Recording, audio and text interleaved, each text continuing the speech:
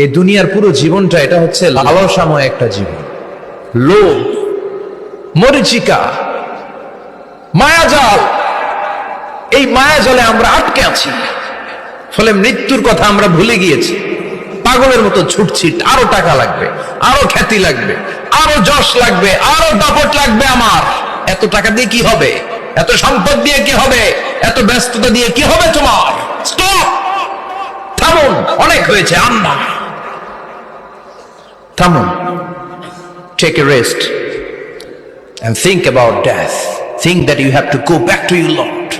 একটু বসেন না, একটু ভাবেন যে আমাকে চলে যেতে হবে, চলে যেতে হবে। এই কোলাহল, এই ব্যস্ততা, এগুলো থাকবে, থাকবো না আমি।